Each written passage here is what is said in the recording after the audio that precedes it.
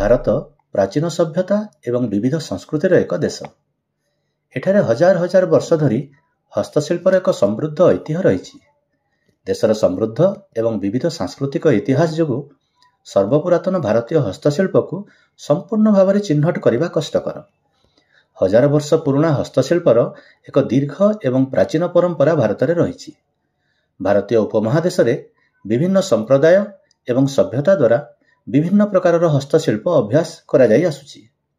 ଇତିହାସ, ବିଦେଶୀ ଆକ୍ରମଣ ଏବଂ ବାଣିଜ୍ୟର ବିଚ୍ଛେଦ ସତ୍ତ୍ୱେ ଭାରତର ହସ୍ତଶିଳ୍ପ ଅନେକ ଦିଗରେ ଏହି ଐତିହ୍ୟକୁ ବଜାୟ ରଖିଥିଲା। ଶତାବ୍ଦୀ ଶତାବ୍ଦୀ ଧରି ବିଭିନ୍ନ ସଂସ୍କୃତି, ଧର୍ମ ଏବଂ କ୍ଷେତ୍ରର ପ୍ରଭାବକୁ ଅନ୍ତର୍ଭୁକ୍ତ କରି ଭାରତୀୟ ହସ୍ତଶିଳ୍ପ ବିକଶିତ ହୋଇଥିଲା।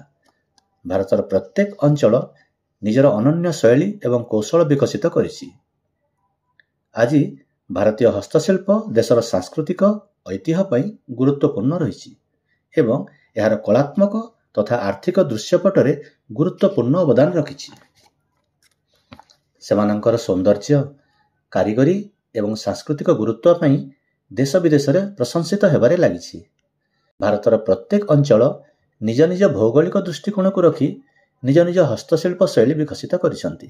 ଯଥା ଓଡ଼ିଶା କଟକର ତାରକସି କାମ, ପଶ୍ଚିମବଙ୍ଗର ଜାମଦାନୀ ଶାଢ଼ୀ, ଆନ୍ଧ୍ରପ୍ରଦେଶର ସରସ୍ୱତୀ ବୀଣା, ଉତ୍ତରପ୍ରଦେଶ ଗୋରଖପୁରର ଟେରାକୋଟା, ମଧ୍ୟପ୍ରଦେଶ ଇନ୍ଦୋରର ଚମଡ଼ା ଖେଳନା, ବାରାଣାସୀର କାଚମାଳି, ଆସାମର ମାଜୁଲି ମୁଖା, ତେଲେଙ୍ଗାନାର ନିର୍ମଳ ଖେଳନା, କର୍ଣ୍ଣାଟକର ଇଲକାଲ ଶାଢ଼ୀ, ଚନ୍ନାପାଟଣା ଖେଳନା, ତାମିଲନାଡୁର ତାଞ୍ଜାଭୁର ଚିତ୍ର, ଆସାମର ମୁଗା ରେଶମ, ମହାରାଷ୍ଟ୍ରର ପୈଠାନୀ, ଗୁଜରାଟର ସାଙ୍ଗେଡା ଆସବାବପତ୍ର, ବନାରସର ତବଲା ଓ ସାହାନାଇ, ଅରୁଣାଚଳ ପ୍ରଦେଶର ଟଙ୍ଗସା କପଡ଼ା, ମହାରାଷ୍ଟ୍ରର କୋଲ୍ହାପୁରୀ ଚପଲ, ରାଜସ୍ଥାନର କାଠକଣ୍ଡେଇ, ଉତ୍ତରପ୍ରଦେଶର ଶିଙ୍ଗ କାମ, ଓଡ଼ିଶାର ପଟ୍ଟଚିତ୍ର, ପିପିଲି ଚାନ୍ଦୁଆ ଇତ୍ୟାଦି।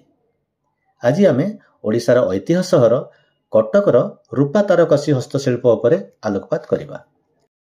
ଇତିହାସରୁ ଜଣାପଡ଼େ ଯେ ପ୍ରାୟ 500 ବର୍ଷ ପୂର୍ବେ ପାରସ୍ୟରୁ ଇଣ୍ଡୋନେସିଆ ଦେଇ କଟକରେ ପହଞ୍ଚିଥିଲା ଏହି ତାରକସି ହସ୍ତକଳା। ରୂପା ତାରରେ କରାଯାଉଥିବା ଏହି କାରିଗରୀ ଯୋଗୁଁ କଟକ ନଗର ଧବଳଟଗର ନାମରେ ମଧ୍ୟ ସମଗ୍ର ରାଜ୍ୟରେ ପ୍ରସିଦ୍ଧି ଲାଭ କରିଛି। ଏଠିକାର ଐତିହାସିକ ବାରବାଟୀ ଦୁର୍ଗ, ଦହିବରା, ଦୁର୍ଗାପୂଜା ତଥା ଭାଇଚାରା ପାଇଁ ମଧ୍ୟ ଜଣାଶୁଣା। ତଥ୍ୟରୁ ଜଣାପଡ଼େ କଟକରେ ପ୍ରାୟ 2000ରୁ 3000 ତାରକସି କାରିଗର ବସବାସ କରନ୍ତି। ପିଢ଼ି ପରେ ପିଢ଼ି ପୂର୍ବପୁରୁଷମାନଙ୍କଠୁ ଶିଖି ଆସିଛନ୍ତି ଏହି ସୂକ୍ଷ୍ମ କାରିଗରୀ। କାରିଗରମାନଙ୍କ ଯାଦୁକରୀ ସ୍ପର୍ଶରେ ଚମକି ଉଠେ ତାରକସି କଳାର ଅଳଙ୍କାରଠୁ ନେଇ ଗୃହ ସାଜସଜ୍ଜା ସାମଗ୍ରୀ ପର୍ଯ୍ୟନ୍ତ। ତାରକୁ ମୋଡ଼ି ମୋଡ଼ି ପ୍ରସ୍ତୁତ କରାଯାଉଥିବା କାରଣରୁ ଏହି କଳାଟିର ନାମ ତାରକସି କୁହାଯାଏ। ଇଟା ଆକୃତିର ଖଣ୍ଡେ ରୂପାରୁ ସୂକ୍ଷ୍ମ ତାର ପ୍ରସ୍ତୁତ କରିବା ପାଇଁ ଅନେକ ସୋପାନ ଦେଇ ଗତି କରିବାକୁ ପଡ଼ିଥାଏ। ପ୍ରଥମେ ତାକୁ ତରଳାଇ ତାପରେ ହାତୁଡ଼ିରେ ପିଟି ପିଟି ପତଳା କରାଯାଏ। ତାପରେ ତାକୁ ଆହୁରି ପତଳା କରିଦିଆଯାଏ। ସେହି ସୂକ୍ଷ୍ମ ରୂପା ସୂତାକୁ ଖୁବ୍ ଯତ୍ନ ସହକାରେ ବିଭିନ୍ନ କଳାତ୍ମକ ଆକୃତିରେ ପରିଣତ କରାଯାଏ।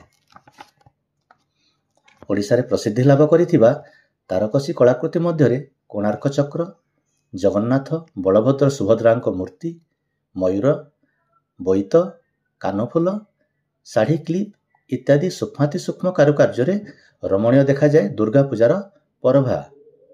ଏହି ଶିଳ୍ପର ଅନ୍ୟ ଏକ ବିଶେଷତ୍ୱ ଏହିକି ଯେ ଏଥିରେ କେବଳ ରୂପାର ବ୍ୟବହାର କରାଯାଏନି, ଅଧିକ ଚମକ ପାଇଁ ଏଥିରେ ଟିଣ ଓ ଜିଙ୍କ ମଧ୍ୟ ବ୍ୟବହାର କରାଯାଏ।